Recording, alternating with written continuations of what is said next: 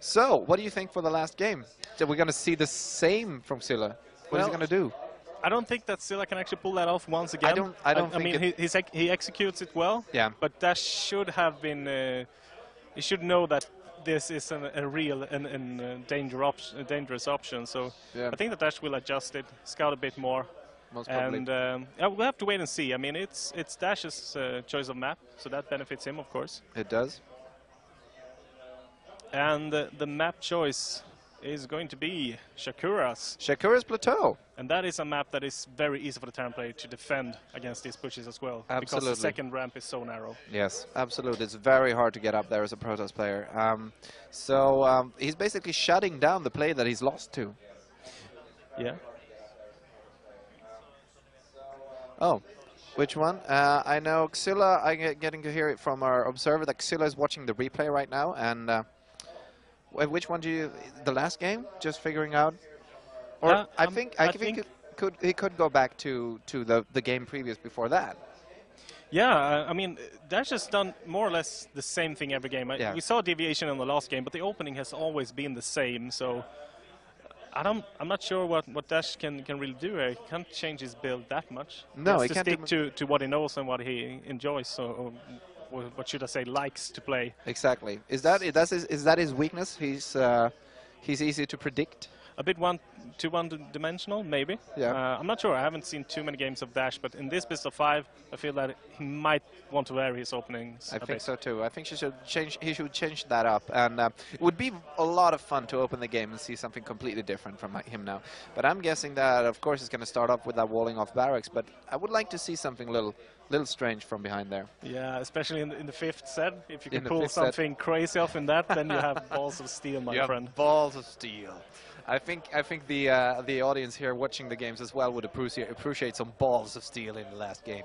So let's see what's happening. Oh, Xylla's still in the replay, and of course we want to give him the time he wants and the time he needs to prepare for the last one.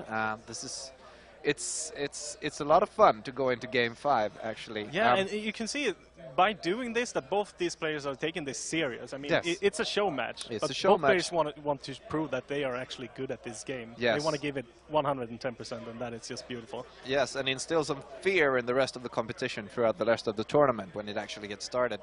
Let's see what we hope to find. More Masters players. If you're a Masters player and you're studying in the Stockholm area and you might even have signed up for the University Star League tournament, then please tell us. We would like to find more Masters players for feature pubs.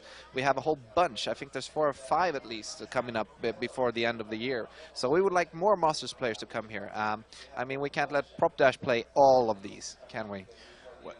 Well, we could. I mean, I mean, but I think that the most of the viewers and the players themselves would enjoy to have some deviations. And exactly. It's always fun to find new players, especially on the Swedish scene. I mean, I know so many of the players in person, but to find someone that is not as known and see what they can produce, that's always fun. How often do you see really new players pop up? I mean, you're playing in Masters somewhere. Where in Masters is there? Well, last time I checked, it was around rank 150 in total. Somewhere around there. How many times do you meet the same players over and over again? It happens. It happens. So maybe in a ladder session, it depends on what hour of the day you ladder on. Of course. If you ladder at night, then you will meet the same player over and over. But at least 3 times a day, it's not. Yeah. But there's some complaining on the Swedish StarCraft scene. I mean, of course, we have the guys behind the Barcraft, the Barcraft Stockholm at least. There's a few other sort of Barcrafts around Sweden, but other than that, there's not too much. There's a DreamHack who are doing an incredible job, of course, of keeping tournaments and everything around the scene as well. But how much of a community is there? Do you really know all the other Swedish players? Well, I know them just because I've been around for 10 years, and I know them because of that purpose. But no, in terms of a community, a Swedish community, there is none really, and that is too bad. So I hope we can see more movements like this pop up from the Swedish scenes, Popping like up. grassroots. Yes, grassroots movement. All right, game starting. We are popping right into our last game. This is game 5 out of our best of 5 between prOpDash and SPXylla, and I don't even know what to say. It could go either way. I mean, it could go. Yeah, it could go either way. Really. As I stated, I think I'm gonna give you the introductions here again before we run this off. Fair enough. We will start with Dash once again, spawning as the red Terran in the top right corner here on Shakura. So give a cheer for the last game of this best of 5 series for Dash. Thank you. And in the top left corner, we have our blue Protoss, and that is going to be Scylla. Can he come back from this? 2-2 is the score. Give a cheer for Scylla. Right up. There we go. And this is going to be really interesting. I mean, Scylla has an obviously high win rate with his 7-gate push, but I don't think it's viable anymore. Not a third time, and not on Shakura's plateau. I tend to agree with you there. I mean, if you take a look at the second ramp at your natural, you can wall that completely off with 3 bunkers, and then maybe even a couple of extras behind there, and it's so hard for the Protoss player to actually break that ramp. It's really hard. It's viable for to all the SimCity in the world. That ramp. I'm thinking as Scylla that he noticed that prOpDash is bad at scouting, and I don't think that a quick. It's hard to take a quick third on this map. There's a lot of space to cover in between those 2 bases. But then again, with a well-formed army, you can place it roughly in between and have some sort of chance to defend both. But what do you think? Should he go for a fast third? Would Dash have learned to scout that by now? I feel just because, as you said, the map doesn't really help with taking a quick third. I would rather see him do something like he did on the first map, just a bit more refined, going for the upgrades, going for the Colossus and 2 bases, and then taking a third. Yeah. Because you really don't need to have a quicker third than a Terran player as Protoss. You really don't. As long as you keep up on the upgrades and the tech. No, definitely not. Another question then, do you think that Scylla should try to just take this into late game? It seemed like he had some trouble with his engagements in our third game. He had a lot of trouble. He had a good lead, and then he screwed it over with a few very bad engagements. Does he want to take it into? As long as he has learned from his previous mistakes, I think that well, of course he can go into late game. Yeah. But that is, it all depends on how you're feeling for the moment. I mean, these players they want to win, so they are going to do anything that they can to get there. And if he thinks that a 7-gate is the best option once again, then he's going to do it. Yeah, I think so too. That's very true. All right, so we have, as predicted, the command center popping down, just a regular opening from Scylla as well. Same thing all over and over again. We've seen this before, haven't we? We have. Yes. Once again, he's going for the 2 Rex rather than the 3 Rex. No, okay, never mind. Dash is placing down the 3rd Rex, so we won't see any kind of funky tank Banshee pushes that he tried to make on the last map, but didn't succeed with. And Scylla is just going for the 1-gate expansion, so everything is, well, as they have been in the other 4 games. Yeah, as they have been in the other 4. We have a lot of curious scouting here. I'm watching the minimap and seeing a lot of scouts running around. The Terran player just lost his SCV after the SCV checked the 3rd to see if there was any, I guess, proxy tech or just a sneaky expansion coming up. I think he's wanting to look for that sneaky expansion. We've had one quite sneaky already in the 3rd game. And meanwhile, Xylla was checking every possible place for any type of proxy buildings as well. That's why the push with that Stalker and that Cellar was so late. So both of these players are really playing it out now. They don't want to let anything slip by. No, not at all. And I actually love this move here from Dash.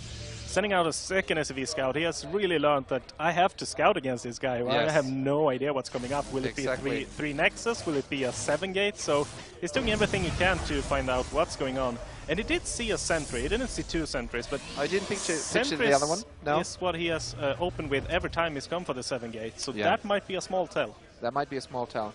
Yeah, this is looking like. Oh, we have a robo coming down. And so this is starting the same way, but he's not going to go into those gates, I guess. With the robo coming down, what you... SPXylla is going back to the more standard 3-gate in a robo, get the observers out, and then probably are going to move into Colossus. Exactly. Dash also going back to his bread and butter. So both players are using the builds that they have practiced the most and feel the most comfortable with. Yeah. This is going to be a pretty standard game from here on. Pretty standard game from here on. And the question is has SPXylla learned from his mistakes? I talked to him right in between the games here when we had a break, and he stated that he had won the game. He had won the third game, but then he did what he shouldn't have had to. He was watching, he saw the split, the big split from Dash being afraid of all the storms, and he stated that, there's no idea for me to push into that. But since he was so much ahead, he figured, I might as well. And that was his undoing, I think. He did 2 bad engagements basically in a row, and all of a sudden the tables turned with all the mules, and when they got this third expansion down again. Yeah, that really cost him the game. It did. And we're seeing a scan. Oh, yeah, Dash has really learned how to play against SPXylla. Yes, they're really picking up each other. It's so interesting to see how players evolve in a best of 5. Yeah, they can actually improve over the duration of only 5 games. I think that is awesome. a lot. That is a lot of fun, and it actually takes people of quite high caliber to do that, because for other people you don't really point out the mistakes you do and then just add them in the correct order, and they've done here. Dash has figured out he had one big weakness, which was scouting basically. So he did that whatever way he could. He sent in an extra SCV and even put down a scan. He's been very afraid to use those up till now. Yeah, adding an additional 2 barracks and not yet at least, no intention of taking a 3rd base, so we might see a pretty big stim timing there from Dash with a couple of medevacs and a lot of Marines, also some Marauders in the mix. So seems like it. SPXylla has to have some decent force fields there to be able to hold that, since it doesn't have the Colossus. And Dash managed to catch an observer. He scanned and picked it off. So SPXylla will not be knowing when the push is coming. Well, he has actually something hanging just... Oh, he did have something hanging right below Dash's ramp. So he knows that there's a ball of stuff coming here, and he's waiting for his +1, right? Yeah, the +1 will be done when this push timing hits, and this is something that Dash has done on the other maps as well. At the same time, we see a War Prism coming out from SPXylla, so he's going to try to make some counter damage, and if he can land the force fields perfectly and long enough, he can actually do some counter damage, because there are no units back in the base of Dash. No, I think all he needs to do is really land those force fields, and he's proven to us, at least in the last game, that he knows how to put down force fields when he wants to. And here's the engagement. He lands down a bunch of quite good force fields. Losing a bit too many zealots right there, and with the medevac support, he can actually just elevate those units up though. Up there, and that's exactly what he's doing. He's elevating the units up into the base right now, and this is looking a bit tough. This is looking a bit tough for SPXylla. He can't let any units go stray. He has to keep them together. I can't find the War Prism anywhere as well, so maybe that got sniped off. And we have the War Prism is in his base, and he has a few zealots. They're just killing all of the SCVs. So if he manages to hold this, he'll still be a pretty good position. And he has a lot of stalkers. If he would just send those workers as a meat shield, I guess he would do. And he gets a nice warping of zealots and manages to pick up the whole force attacking. Yeah, doing some decent damage there. The medevacs are out of energy, at least 2 of them, and with some reinforcement, he should be able to hold this. Yeah, with more streaming in from Dash, but at the same time, the main is completely cleaned out from SCVs. He lost all in this main, and he's continuing to lose gas, if nothing else. This is happening so much at this map right now. There's a drop in the main of SPXylla as well as the attack in the natural, so he has sent the probes back and forth a lot. There are attacks and warpsing in the main base of Dash. Everything is going on at once. And an Immortal pops out, so he's going to be able to thwart the one in the main. And Dash has to pull back.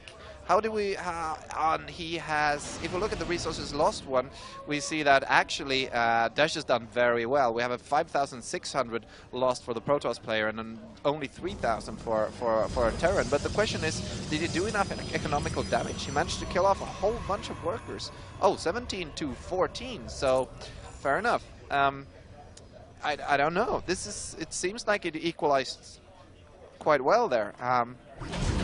What do you think? Who's ahead?